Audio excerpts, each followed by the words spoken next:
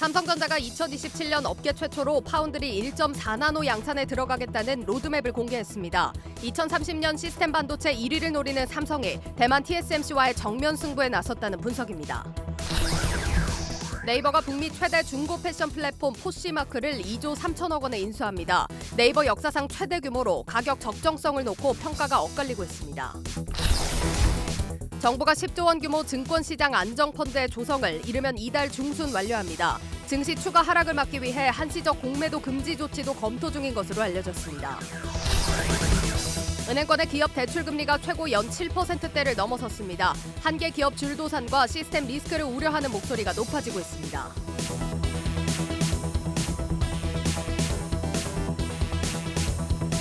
여러분 안녕하십니까. 10월 4일 뉴스플러스 시작합니다. 증시 프리즘 이번 한 주는 박찬희 기자와 함께합니다. 박 기자. 네, 10월 첫 거래일인 오늘 코스피 지수가 2%대 반등하면서 4거래일 만에 2,200선을 회복했습니다. 예. 같은 기간 이 코스닥 지수는 3% 넘게 급등을 했는데요. 오늘 우리 시장 증시를 세 줄 요약해 볼 수 있겠습니다. 첫 번째는 영국 감세안 철회입니다. 영국 정부가 지난달 발표한 이 감세안을 철회했습니다. 이 소식에 파운드화가 강세를 보이면서 영국 국채금리가 안정됐는데요. 뿐만 아니라 미국 국채금리까지 조정을 받으면서 기술주 중심으로 위험자산 선호 심리가 살아났습니다.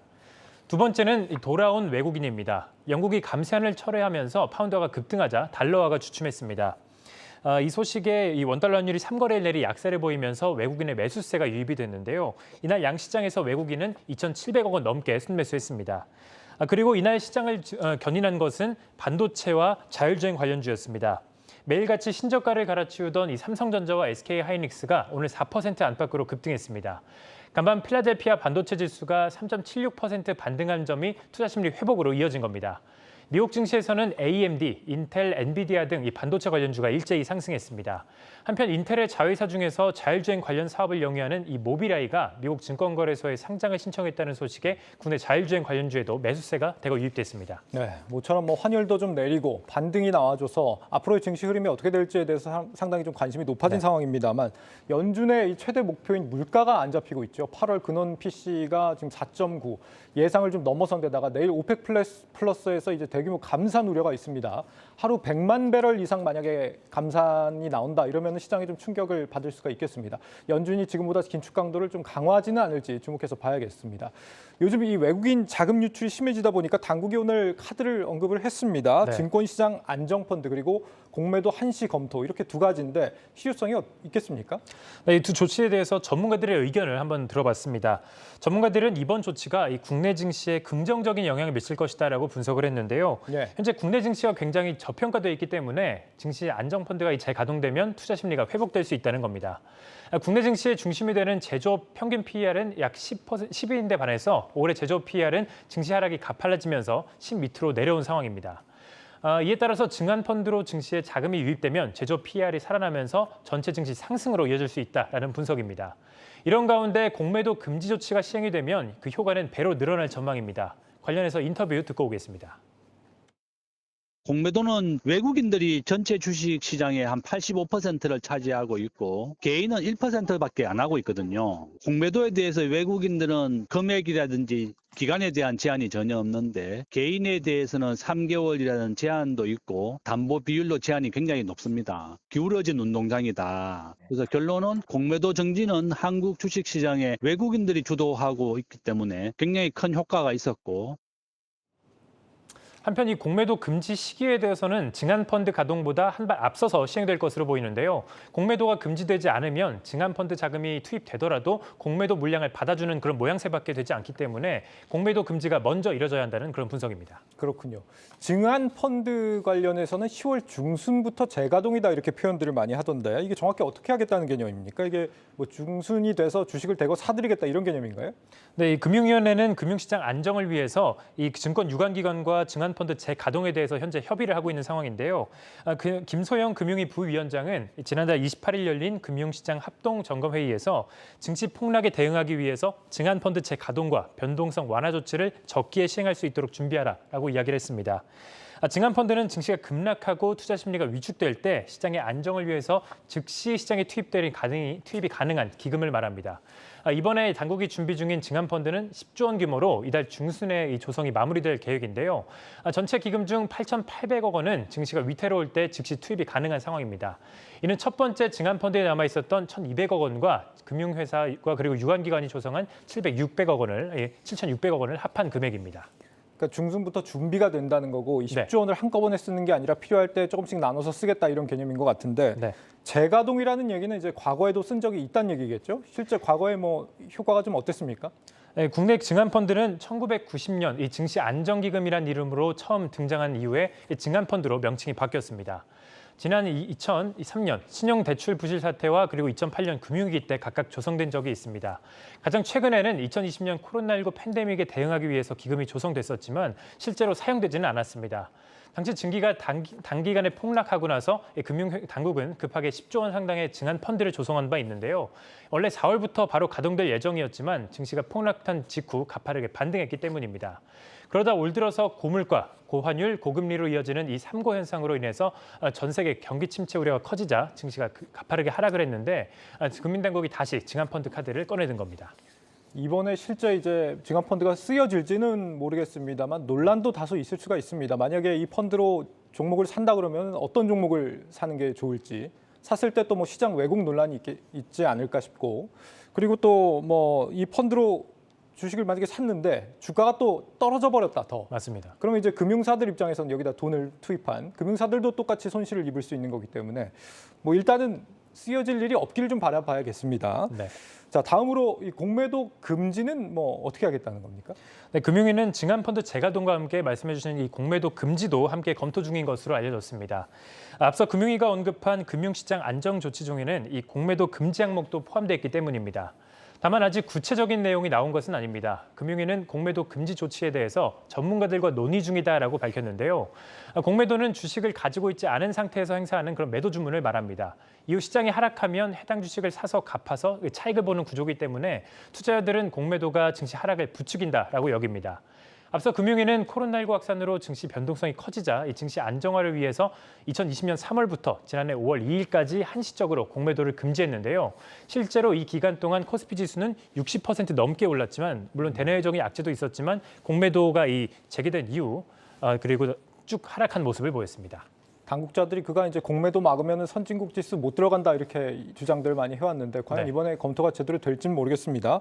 그리고 오늘 또 나온 얘기가 상장 폐지 요건을 강화한다 이렇게 돼 있는데 상장 폐지 되게 어렵게 만들겠다 이런 얘기죠? 맞습니다. 오늘 한국거래소는 투자자 보호를 위해서 이 상장 폐지 요건을 강화하겠다라고 밝혔습니다. 크게 3가지 요건이 강화가 되는데요. 재무 관련 상장 폐지 사유를 실질 심사로 전환하고 또 상장 폐지 시에 해당 기업에 대해서 이의 신청을 받고 또 개선 기회를 부여한다 이렇게 얘기를 했습니다. 또한 기존 상장 폐지 요건 중에서 이 중복성이 있는 요건을 삭제하면서 기업의 부담감을 낮췄습니다. 특히 거래소의 이번 조치는 오는 12일과 25일에 예정된 신라젠과 코오롱 티슈진의 이 상장 폐지 여부 심사를 앞두고 발표가 되면서 이 소액주주들의 기대감을 키우고 있는데요.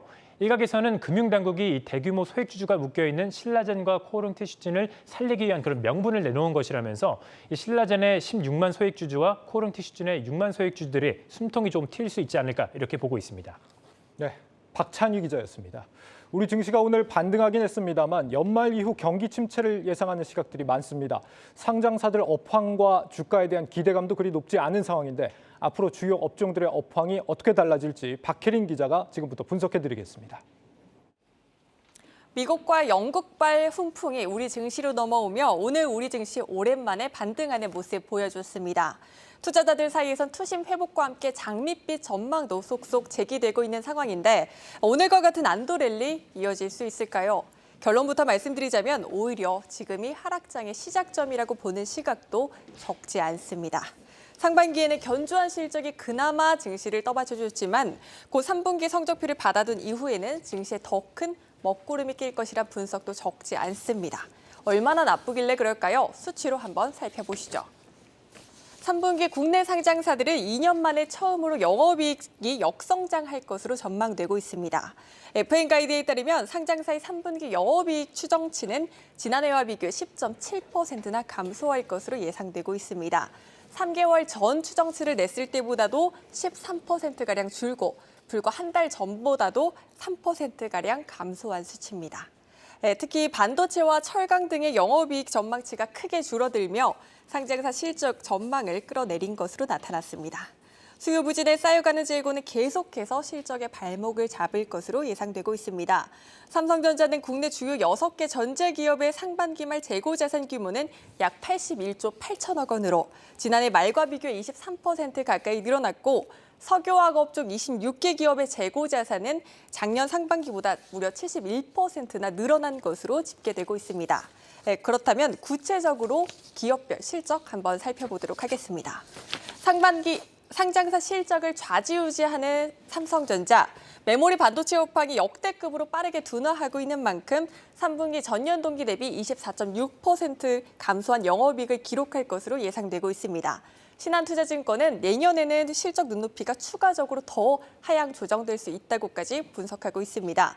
스마트폰과 TV 등 세트 판매 둔화와 메모리 반도체 가격이 하락할 것으로 예상되기 때문입니다. SK하이닉스는 비메모리 비중이 전체 매출의 5%에 불과한 만큼 메모리 반도체 가격 하락의 영향을 더 크게 받기 때문에 영업이익이 44.7%나 급감할 것으로 예상되고 있습니다. 그렇다면 언제쯤 업황이 회복될 수 있을까요? 전문가들은 짧게는 2년, 길게는 3년 이상도 두고 봐야 한다고 전망하고 있습니다.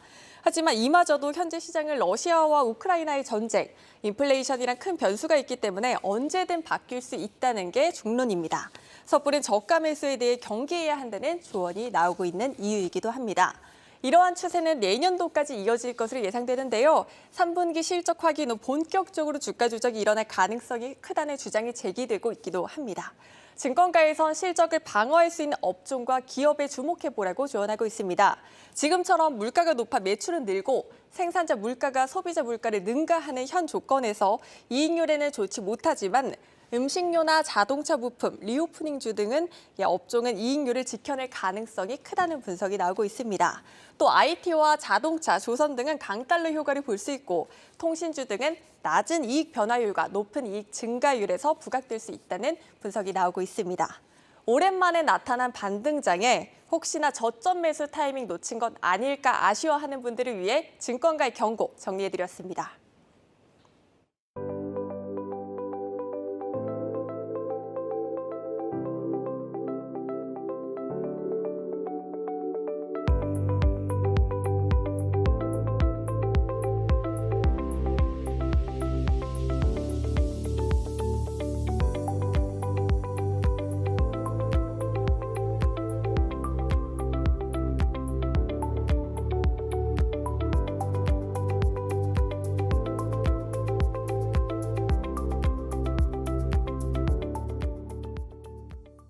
삼성전자가 오는 2027년 반도체 위탁 생산 파운드리 공정에서 1.4나노 미세 공정 제품을 양산하겠다고 밝혔습니다. 1위인 TSMC보다도 앞선 계획인데 산업부 정재용 기자와 배경과 전망 알아보겠습니다.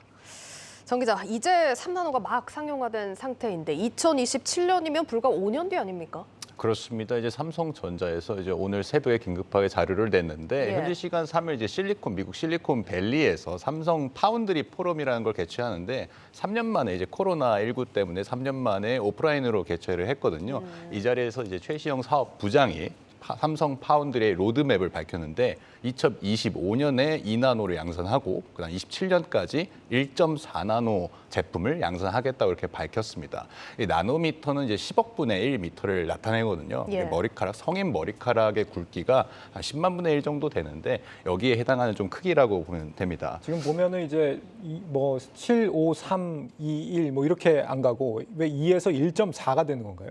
이제 사실 나노미터가 작아질수록 이게 점점 작아지는 제품이라고 보면 되는데 우리가 뭐 요만한 제품을 요만큼 작게 만드는 건 좀 쉽지만 네. 이걸 더 눈에 안 보일 정도로 작게 만드는 거는 또 다른 차원의 기술이 필요한 거잖아요. 그때 소수점 단위까지 나노미터를 가는데 저도 저게 좀 궁금해가지고 이제 혹시 이게 뭐 법칙이 있는 것이냐, 왜 숫자에 대한 법칙이 있는 거냐 물어봤는데 그건 없고 인텔은 지금 1.8나노를 24년까지 만들겠다고 했거든요. 예. 그러니까 이거는 TSMC나 삼성전자나 1.4나노를 계획하고 있는 거기 때문에 해당 회사의 어떤 기술력에 따른 공정이라고 보시면 됩니다. 네. 삼성전자가 이제 말씀하신 것처럼 6월에 이제 3나노를 양산을 했는데 여기서 이제 초미세 공정에서 TSMC를 한 달 정도 앞서서 이제 기술력을 내놨었죠.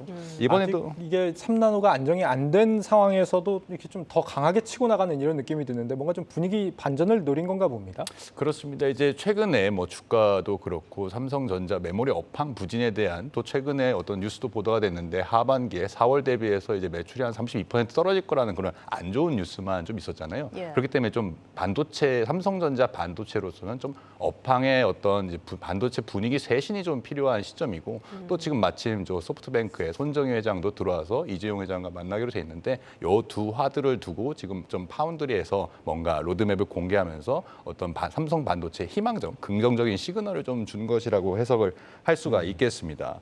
이제 3나노가 이제 GA 핀팹 공정이 아니라 뭐 게이트 어라운드 기술로 상용화를 했는데 현재 좀 수율을 개선하면서 좀 현재 60% 이상 이게 양산하려면 60% 이상이 나와야 하거든요. 근데 네. 그 후로 밝힌 게 없기 때문에 정확한 수치는 제가 제시를 하지 못하겠지만 그 이상으로 지금 개선을 하고 있는 작업이 진행이 되고 있고 또 23년 내년이죠. 이제 2세대 3나노 제품이 나오는데 뭐 외국 이제 뭐 전문 기관들이나 이런 곳에서는 삼성전자의 3나노 제품이 본격적으로 실적에 반영되는 것은 내년 이후나 내년쯤이나 내년 이후로 좀 바라보고 있습니다. 이제 TSMC가 이제 지난달 9월부터 3나노 양산을 시작했는데 이게 좀 드물게 80% 수율이 이상으로 나온다고 TSMC도 밝히고 있거든요. 예. 그러니까 이것은 삼성전자를 좀 의식해서 우리가 삼성보다 낫다라는 걸 좀 자신하는 분위기예요. 그러니까 이것도 TSMC가 점유율 격차에서 한참을 앞서고 있지만 삼성전자를 의식해서 좀 1위라는 거를 굳히겠다는 그런 뜻으로 좀 보이고요. 네. 이 3나노 공정에서 TSMC는 이제 올 연말에 나올 이제 애플의 새로운 맥북 M2 칩을 실제로 양산을 할 예정인데요. 이 밖에 이제 엔비디아나 AMD, 퀄컴 등도 이제 TSMC의 선단 공정을 이용할 것으로 보입니다. 이 삼성전자의 이제 3나노에서 최대 약점이라면 제가 몇 번 나와서 얘기했지만 아직까지도 대형 고객사를 밝히고 있지 않습니다. 뭐 퀄컴의 예약 물량을 받았다는 얘기도 있지만 아직까지 밝힌 것은 없어서요. 이것이 지금 삼성전자의 좀 약점인데 TSMC와 비교해서 그렇지 삼성전자 파운드리 사업부 자체는 좀 성장세를 계속 유지를 하고 있습니다. 네. 4나노와 5나노 제품에서 이제 수율을 좀 개선을 해서 실제로 이제 시장점을 올해 2분기에 1분기보다 0.2% 포인트 좀 상승을 하기도 했고 실제로 매출도 이제 53억 2,800만 달러에서 2분기에 한 3억 달러 정도 오른 55억 8,800만 달러로 이제 증가를 했습니다. 같은 기간 동안 TSMC의 이제 점유율은 0.2% 포인트 정도 하락했습니다. 그러니까 수율 면에서는 아직 TSMC보다 뒤지지만 나름의 기술 격차를 좁혀가고 있다. 이런 부분을 좀 체크를 해볼 수가 있을 것 같은데 물론 뭐 삼성전자가 가장 먼저 1.4나노 양산 계획을 밝히긴 했지만 뭐 경쟁사들 TSMC 특히나 1.4나노 개발에 박차를 가하고 있지 않습니까? 그렇습니다. 다른 경쟁사들도 뭐 삼성전자가 여기서는 메모리처럼 선도업체도 아니기 때문에 뭐 예. 손 놓고 바라볼 수만은 없는 거잖아요. 실제로 이제 뒤늦게 파운드리 진출 선언을 한 인텔도 2024년 상반기에 이제 2나노, 그다음에 하반기에 1.4나노까지 공정을 업그레이드 하겠다고 밝히기도 했고요. 또 아까 말씀드린 것처럼 TSMC도 삼성전자와 지금 로드맵이 거의 비슷합니다. 네. 2025년에 2나노, 그다음에 27년에서 28년에 이제 1.4나노 양산을 좀 개발을 하려고 착수를 한 상태입니다. 이제 소수점 경쟁으로까지 이제 치닫으면서 누가 먼저 이 나노 공정에서 선단 공정을 좀 점령하냐 이렇게 조금 전략이 좀 드러나고 있는데 삼성전자가 오늘 좀 구체적으로 전략을 밝힌 것은 좀 이렇습니다. 현재 삼성전자 파운드리 사업부는 뭐 자체 모바일도 있고 했기 때문에 모바일의 한 70% 정도 이제 좀 치중이 돼 있는 그런 사업 구조를 가지고 있습니다. 그래서 이것을 2027년까지 뭐 서버에 들어가는 고성능 컴퓨팅 또 앞으로 차량용 반도체도 더 진화를 여기는 이제 시장성이 더 커지거든요. 그러니까 차량용 반도체라든지 사물 인터넷, 5G 이런 기기들에서 좀 이런 쪽 매출 비중을 50%까지 앞으로 5년 뒤에 좀 사업 포트폴리오를 다양화하겠다는 게 그 삼성전자의 전략이고요. 또 이제 성숙 공정이 아닌 선단 공정이라는 것은 이제 성숙 공정이 아닌 최신 공정을 얘기하는 거거든요. 예. 그러니까 27년까지 이 첨단 공정에서만 지금의 매출보다 3배 이상, 그러니까 생산량을 3배 이상 뽑겠다. 이렇게 오늘 밝혔다고 보시면 됩니다.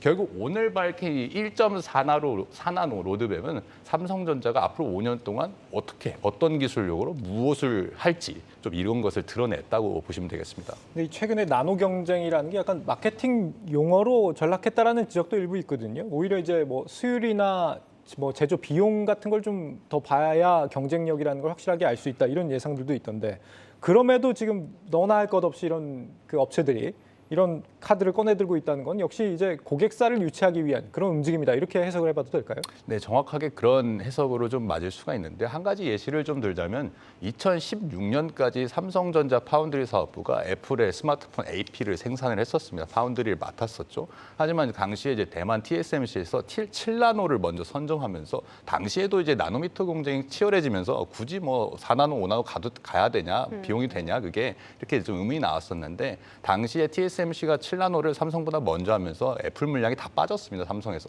그래서 삼성전자가 매출이나 실적 보면서 미래적으로 좀 많은 타격을 받기도 했었죠.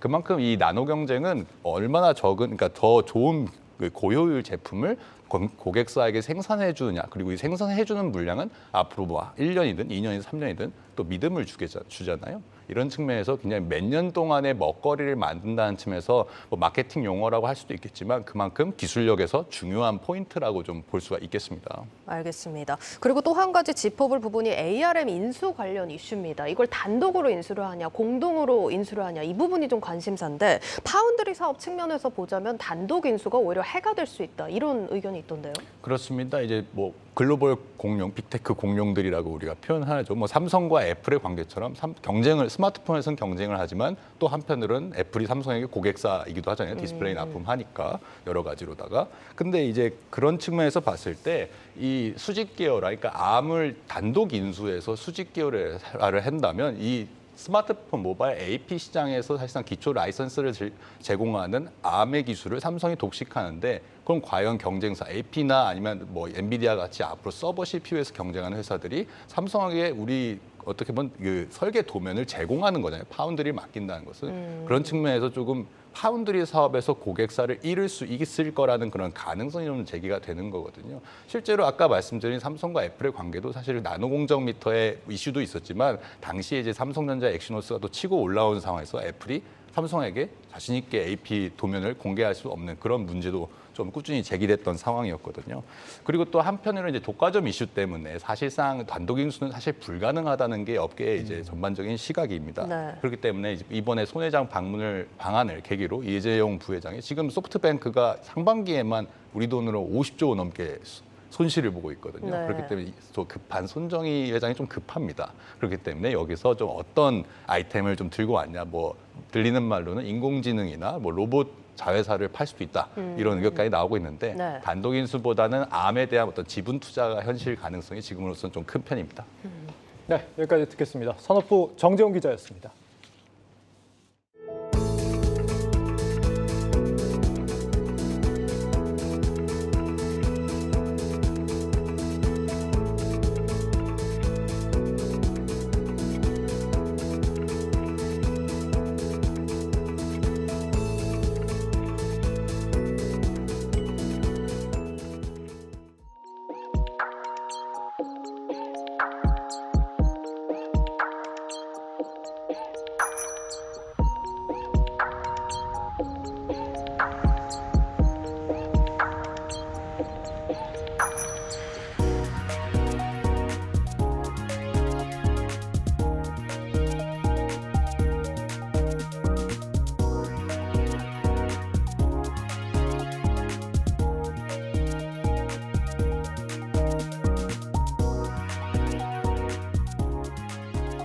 봄철에 불, 여름철에 홍수, 뭐 여름 가을 넘어갈 때 태풍, 한겨울에 폭설, 그 기상 정보와 결합을 하면 우리가 여러 가지 재난 방지도 가능하고 도시 관리도 가능하고.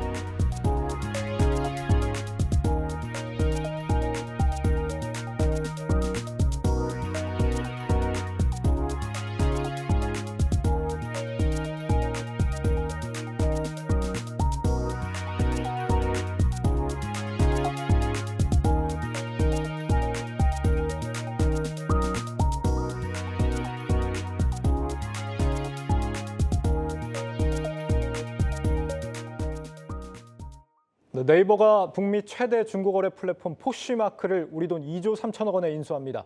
일각에서는 다소 비싸게 산 게 아니냐 하는 시각도 나온다고 합니다. IT바이오부 고영욱 기자 나와 있습니다. 고 기자, 이 포쉬마크, 뭐 미국판 당근마켓이다 이렇게 얘기하는데 당근마켓을 2조 원이나 주고 사지는 않겠죠? 어떤 회사입니까? 네, 말씀드리면 이제 포시마크는 그 커뮤니티와 중고거래 플랫폼이 결합된 미국 1위 사업자입니다. 네. 그러니까 이제 2011년에 설립이 됐는데요. 국내로 보면 이제 당근마켓이나 아니면 이제 인스타그램하고 이제 비슷하다는 평가를 받고 있습니다. 이제 예를 들어서 제가 팔려고 하는 이런 옷을 이제 사진을 찍어서 SNS에 올리면 저하고 옷 취향이 비슷한 사람들이 저를 이제 팔로잉을 하고 또 원하는 제품을 다른 사람하고 공유할 수 있습니다. 물론 네. 이제 또 저와 대화도 하고 또 가격 흥정도 할 수 있습니다. 그렇군요. 그런데 갑자기 웬 중고마켓입니까? 이게 이제 차세대 커머스를 좀 선점하기 위해서인데요. 네. 지난 이제 20년간 해외 진출을 해 보니까 자신들이 이제 갖고 있는 기술과 또 네트워크를 활용을 해서 가장 잘할 수 있는 분야가 뭐냐라고 했을 때 패션 커머스라고 판단을 했고 그렇게 이제 영역을 좁혀 보고 나니까 포시마크가 독보적인 인수 대상이었다는 겁니다. 자, 핵심은 이제 포시마크가 시장 1위 사업자인데요. 포시마크의 연간 거래액은 18억 달러, 또 총 이용자가 8천만 명에 달합니다. 또 전체 이용자의 80%가 MZ세대고요. 평균적인 이용 시간도 25분에 달할 정도로 깁니다. 네, 뭐 중고 거래라고 하고 당근마켓이라고 하니까 굉장히 좀 작은 기업 같이 보이지만 실제로는 뭐 북미하고 호주하고 뭐 인도까지, 네, 유럽도 최근에 또 진출을 검토하고 있다고 하던데 네. 네이버 해외 사업이 그러면 좀 투 트랙으로 가는 것 같죠? 콘텐츠, 커머스 이렇게 나뉘는 것 같은데요? 네, 말씀하신 대로 그렇다고 볼 수 있습니다. 지금 이제 해외 사업 전략이 좀 뚜렷해졌다고 볼 수 있는데요. 콘텐츠 같은 경우에는 아시다시피 네이버 웹툰이 해외에서 워낙 잘 나가고 있고 또 커머스 쪽은 우리나라에서 네이버가 이제 크림을 인수했고 일본에서는 빈티지 시티 또 유럽에서 베스티에르 콜렉티브를 인수를 했는데 이번에 이제 포시마크까지 더해서 글로벌 포트폴리오를 갖췄다고 평가를 할 수 있습니다. 네, 다시 돌아와서 2조 원대에 샀다는 거 아닙니까? 정확히 얼마에 산다는 건가요? 네, 우리 돈으로 하면은 이제 정확히는 2조 3,400억 원 가량이고요. 예. 달러로 하면 16억 달러입니다. 이게 가격이 적정한가에 대해서 의견들이 좀 분분한 것 같은데 어떻습니까? 네, 그 부분에 대해서도 이제 그 컨퍼런스 콜에서 질문이 나왔는데 네이버는 일단 그 유사한 기업들의 매각가하고 비교를 하고 또 경영권 프리미엄까지 감안했을 때 16억 달러는 적정 범위 아니라고 판단을 해서 또 인수를 결정을 했다고 했습니다. 그러니까 이제 예를 들어서 1년 전에 그 포시마크의 주요 경쟁사 중 하나가 같은 금액이니까 16억 달러에 매각이 됐는데 당시에 그 회사 매출이 지금 포시마크의 5분의 1도 안 됐다고 해요. 그리고 이제 포시마크 주가가 현재는 그 15달러대인데 공모가가 42달러였습니다.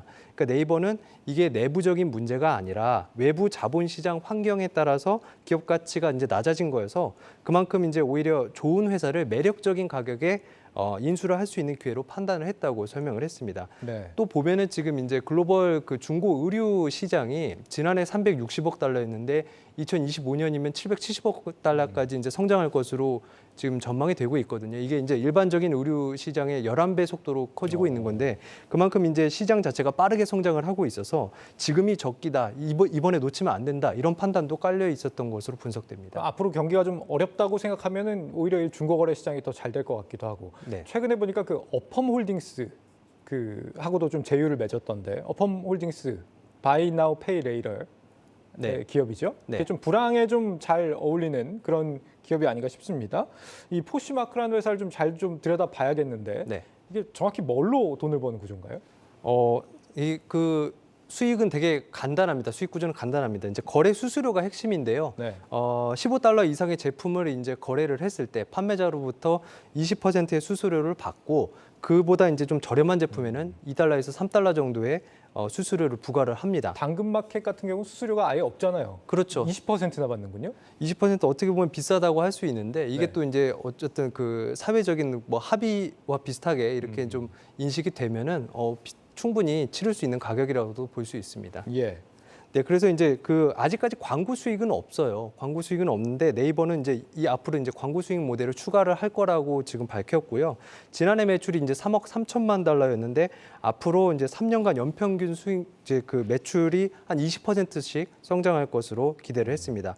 다만 이제 최근 3년의 재무제표를 보면은 그 2020년을 빼고는 다 영업 손실입니다. 그만큼 이제 수익성 확보는 숙제고 네, 그런데 이제 네이버는 당장 수익성을 추구하지는 않겠다. 그러니까 조금 더 외형 성장에 초점을 맞출 것으로 조금 기대하는 뉘앙스를 조금 풍겼고요. 네.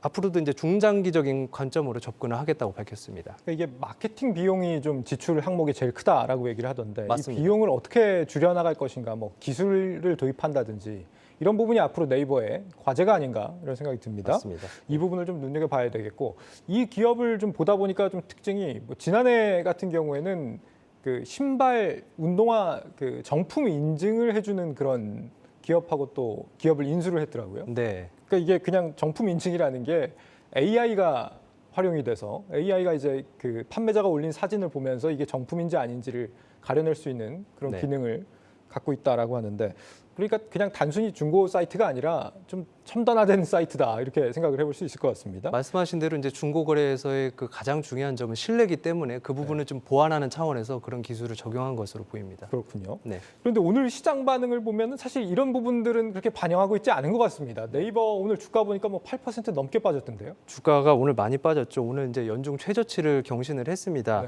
네. 앞서 이제 시티 글로벌 마켓 증권하고 또 JP 모건이 네이버 목표 주가를 크게 낮춰 잡은 데다가 또 이제 오늘 그 인수 발표 이후에 이 시너지에 대한 불확실성도 좀 남아 있어서인 것으로 이제 평가가 되고 있는데요.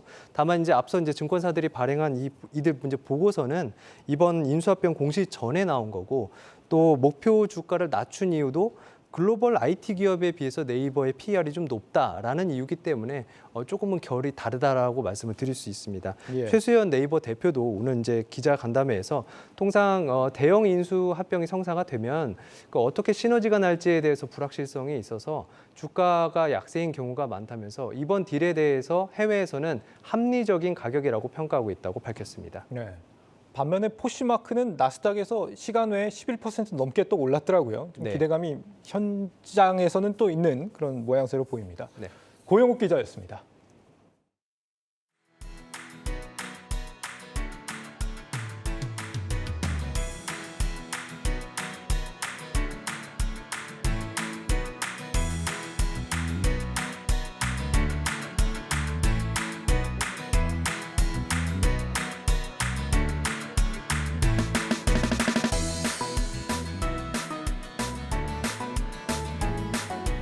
현재까지 지금 6회차를 진행하고 있고요.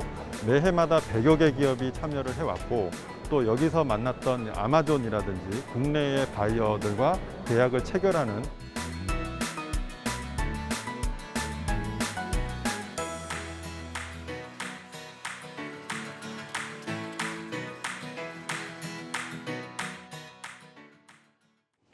가계대출에 이어 은행 기업대출 금리가 최고 7%를 넘어섰습니다. 환율의 원가 부담까지 더해지면서 상대적으로 금리에 취약한 중소기업들의 줄도산 우려가 커지고 있습니다. 김보미 기자가 보도합니다.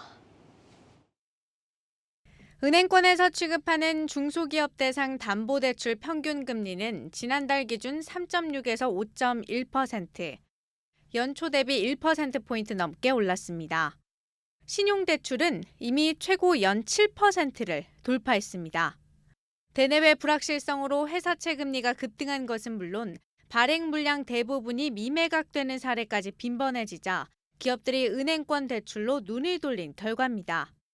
실제로 신용등급 AA- 기업의 무보증 회사채 3년물 금리는 연 5.28%, BBB- 기업 금리는 연 11.13%로 각각 연고점을 경신했지만 지난달 회사채 발행량은 지난해 같은 기간보다 63%가량 급감했습니다. 여기에 최근 은행권에서 BIS 자본 비율 관리에 각별히 신경을 쓰고 있는 점도 기업 대출 금리 상승 배경 중 하나로 꼽힙니다. BIS 자본 비율은 은행권 재무 건전성을 가늠하는 핵심 지표 중 하나인데 위험 가중 자산으로 분류되는 기업 대출이 늘어나면 BIS 자본 비율은 반대로 떨어집니다.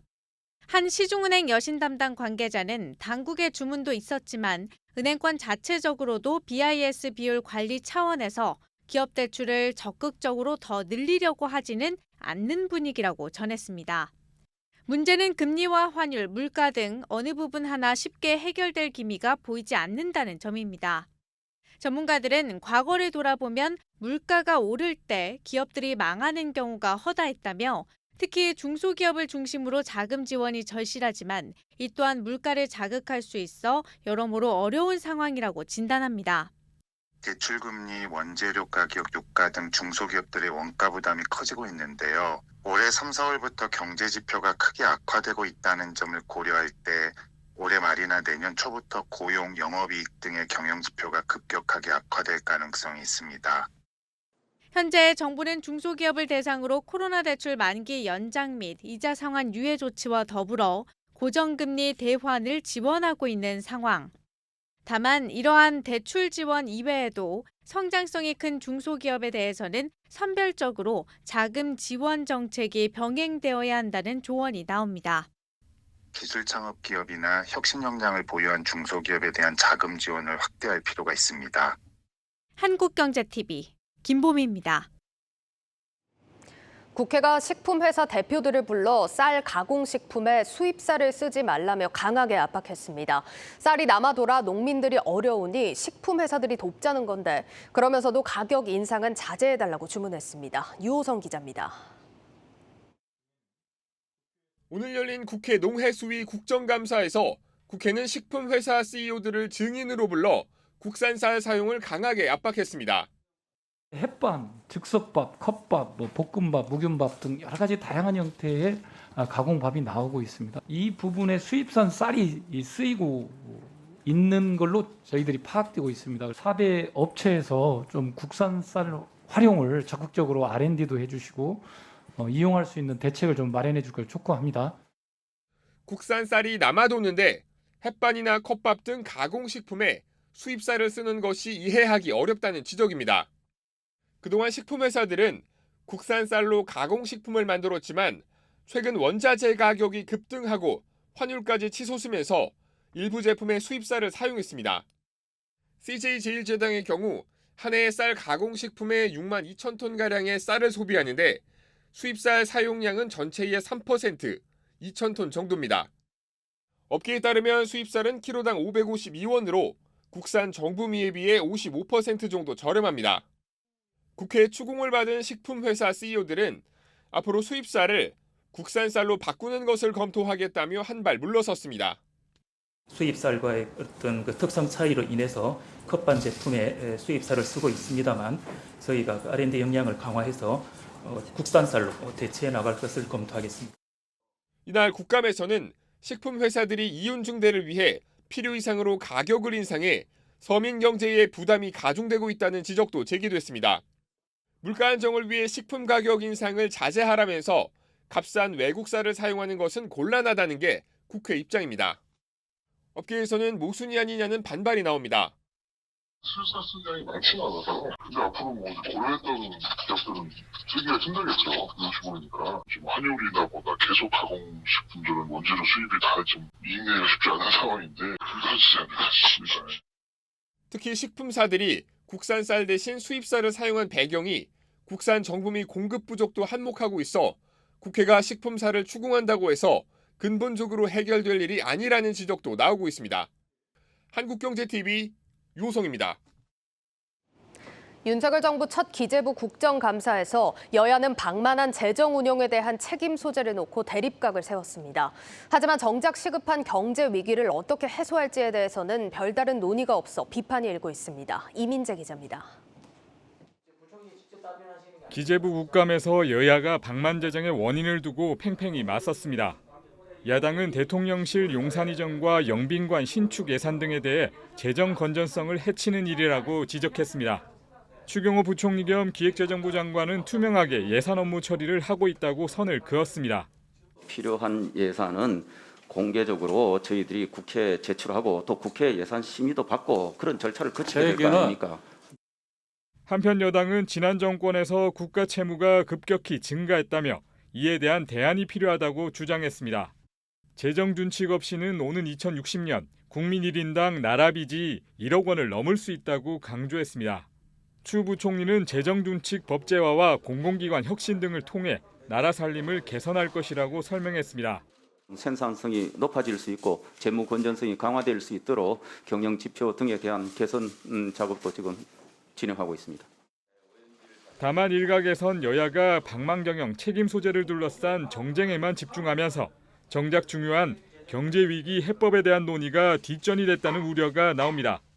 정부는 이달 내에 물가가 정점을 기록할 것으로 예측했지만 고물가, 고환율, 고금리, 3고 상황이 지속되면서 관련 불안감이 커지고 있습니다. 세계적으로 금융시장 변동성과 경기 침체 우려가 확산되는 등 글로벌 불확실성이 한층 고조되고 있습니다. 우리 경제도 예외가 아닙니다. 우리 경제가 직면한 복합 위기 상황은 상당 기간 지속될 우려가 있고 경제사회 전반의 구조개혁 과제들도 산적해 있습니다. 한국경제TV 이민재입니다.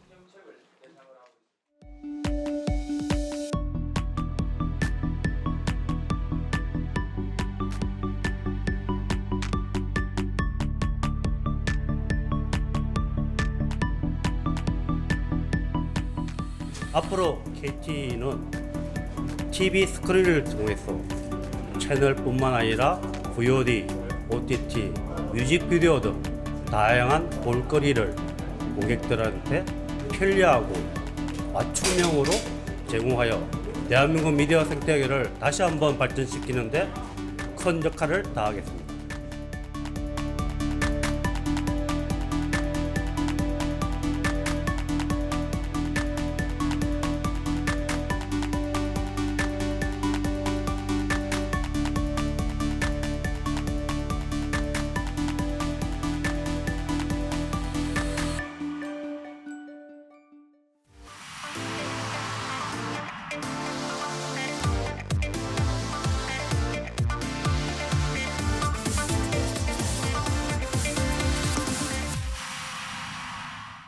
고 웨스트 시간입니다. 요즘 유럽 경제 곳곳에서 또 적신호가 켜지는 상황입니다. 앞으로의 시장 방향의 키를 유럽이 쥐고 있다. 이런 분석이 나올 만큼 시장에 민감하게 반영이 되고 있는데요. 오늘 고 웨스트 글로벌 콘텐츠부 오민지 기자와 사안 살펴보도록 하겠습니다. 오 기자, 요즘 유럽에서 많은 소식들 들리고 있잖아요. 오늘 어떤 사안들 좀 살펴볼까요?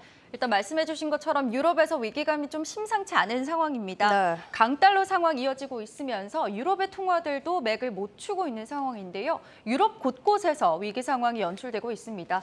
영국에서 추진하려던 감세안에 이어서 스위스 투자은행인 크레디트 스위스의 유동성 위기 이슈까지 유럽에서 터지는 문제 상황들 오늘 짚어보려고 합니다. 네, 먼저 영국 상황부터 좀 짚어봐야 할 것 같은데 이번 주말이었습니다. 감세안 일부를 좀 철회한다 이런 발표가 나왔는데 정확히는 어떤 내용입니까?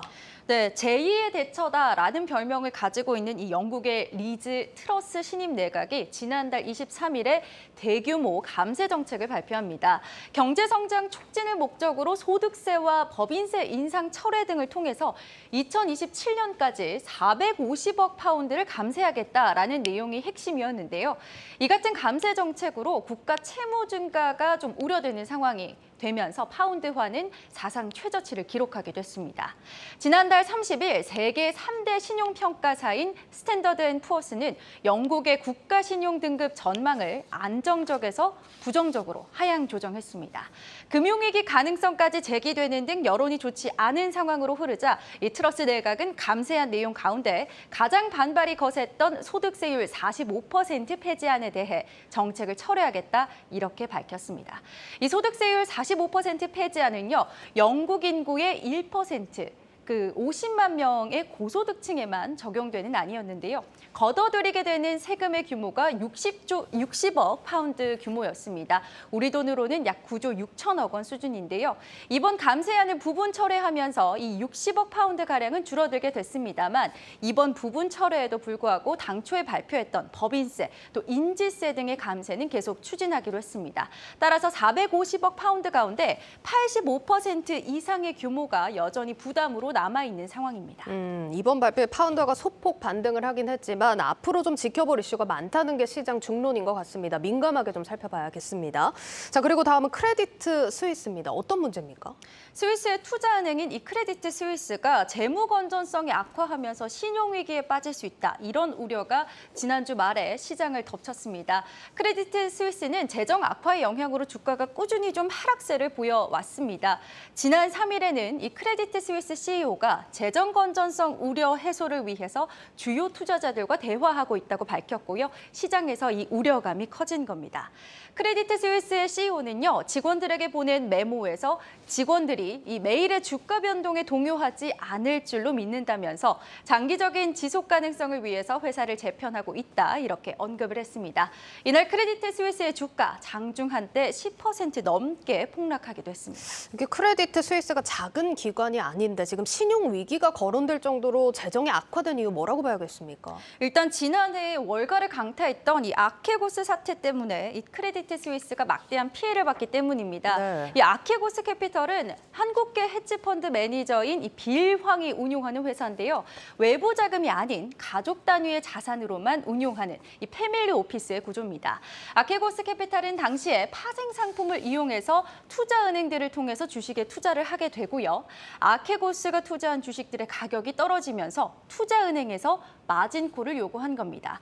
이 마진콜은 투자한 상품, 이 사례에서는 주식이 되겠죠. 이 주식의 가격이 떨어지면서 투자 원금에 대해서 손실이 나타날 수 있을 때 추가적으로 증거금을 납부하라는 요구를 말합니다.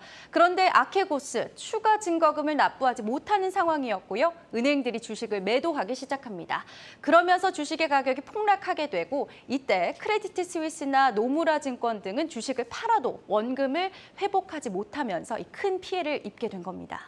단순히 봐서는 조금 어려운 사안인 것 같은데 일단 요점만 보자면 아케고스에서 일단 손실이 발생했고 이게 어떤 식으로 투자 은행들한테까지 손실을 끼치게 된 겁니까? 일단 이 파생 상품의 구조를 이해하실 필요가 있겠습니다. 네. 그림으로 설명을 드리면요. 이 아케고스 캐피털, 그러니까 빌 황이 운영하던 자산은 100억 달러 규모의 자본을 가지고 있었습니다. 하지만 당시에 파생 상품을 통해서 차입으로 이 자산의 규모를 불리게 되는데 무려 500억 달러까지 자산의 규모가 늘어납니다. 5배의 레버리지를 이 투자은행을 통해서 불러일으킨 겁니다. 네. 보시면 모건 스탠리, 노무라 증권, UBS, 크레디트 스위스 등 이 굉장히 많은 다양한 투자기관을 끼고 중국의 기술주들에 투자를 하게 되는데요. 주식의 가격이 폭락하면서 이 보유 주식을 다 팔아도 이 은행들이 아케도스에 빌려준 금액을 받을 수 없게 됐고요. UBS는 손실 금액이 무려 8억 6천만 달러를 넘어섰고 모건 스탠리는 9억 1,100만 달러, 노무라 증권 역시도 28억 5천만 달러 수준으로 피해를 봤습니다.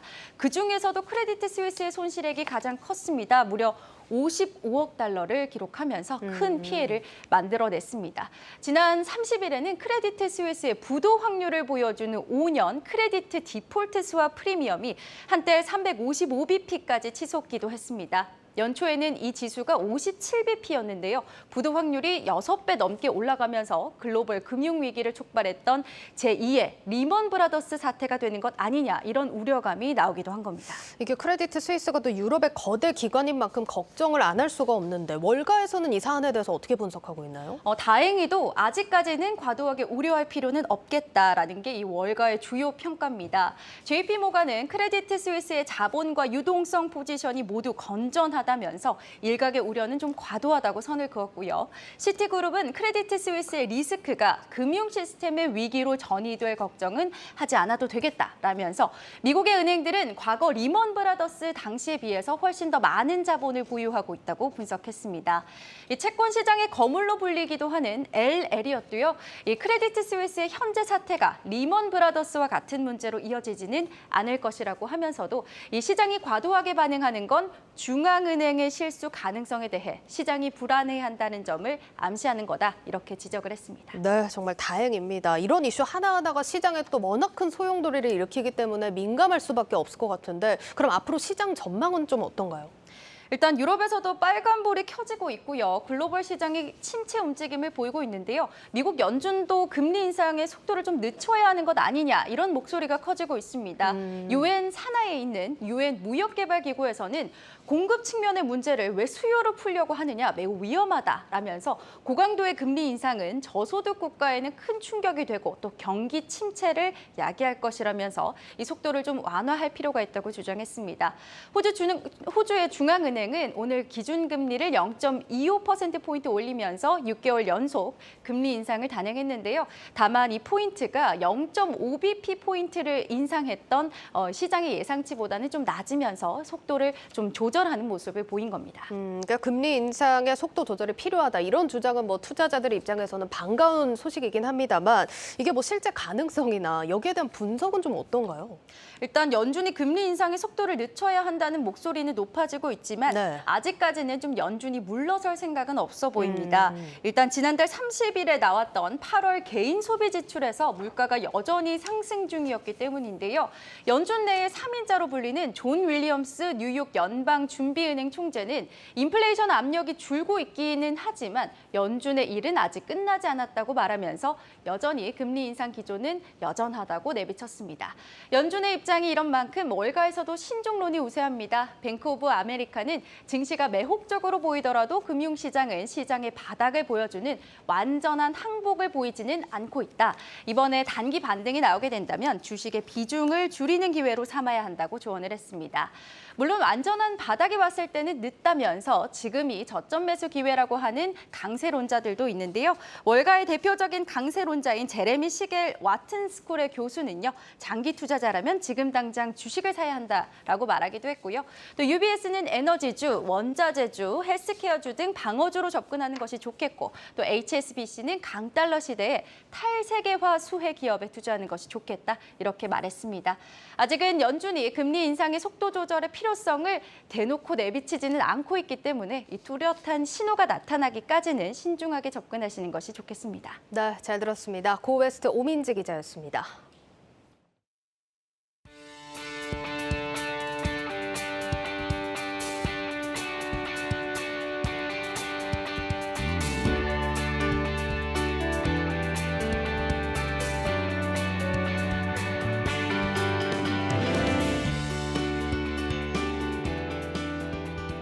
정상적인 채무 상환이 어려우신 분들의 채무 상환 부담을 줄여주어야 소상공인 자영업자분들, 채권금융기관, 그리고 우리 사회 모두가 상생할 수 있다고 생각합니다.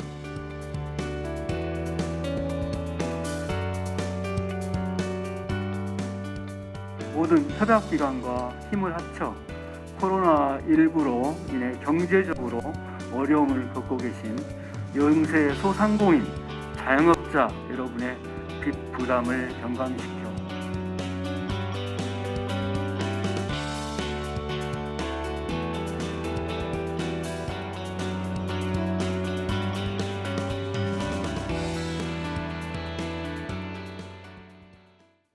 내일자 한국경제신문 미리 살펴봅니다. 첫 번째 기사입니다.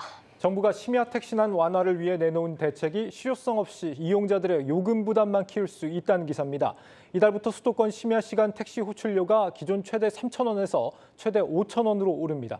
또 법인 택시는 파트타임 근로계약이 허용되고 취업 절차도 간소화됩니다. 연말이 되면 서울 심야 시간대 택시 기본료가 최대 10,000원이 넘을 전망이라고 합니다. 행복은 택시 관련 규제를 푼 일종의 종합 선물 세트인데 하지만 중장기적인 실효성은 부족하다는 지적도 나옵니다. 이른바 타다 금지법으로 불리는 여객 자동차 운수사업법 개정안은 그대로 둔 채 요금 인상에만 주목을 하고 있어서 승객들의 요금 부담만 키우는 임시 방편에 그칠 수 있다는 겁니다. 일부 전문가들은 택시기사 고령화가 급격하게 진행되고 있는 상황에서 이 택시 총량을 늘리지 않고 요금만 올리는 정책으로는 실효성 있는 해법이 나오기 어렵다고 평가하고 있다고 합니다. 네, 다음으로 SK바이오텍이 생산 역량을 50% 이상 늘리고 2년 내 매출을 2배로 증가시킨다는 기사입니다. SK바이오텍은 M1, M2 공장에 이어 M3 공장을 완공하며 생산 역량을 기존 184세제곱미터에서 288세제곱미터로 확대했습니다. 이는 연간 150톤의 원료 의약품을 생산할 수 있는 규모라고 합니다. SK바이오텍과 모회사 SK팜테코는 또 핵심 전략으로 글로벌 현지화에 나선다고 합니다. 팜테코는 미국과 유럽 등의 8곳의 생산시설과 5곳의 연구개발센터를 보유하고 있는데 팜테코의 글로벌 전체 생산 능력은 합성의약품 1,035세제곱미터로 오는 2026년까지 1,400세제곱미터까지 끌어올린다는 계획입니다. SK바이오텍은 내년 6월까지 M4 공장 건설을 마무리 짓고 하반기 시험 가동에 들어갈 예정이라는 소식까지 전해드리겠습니다. 뉴스플러스를 마치겠습니다. 여러분 고맙습니다.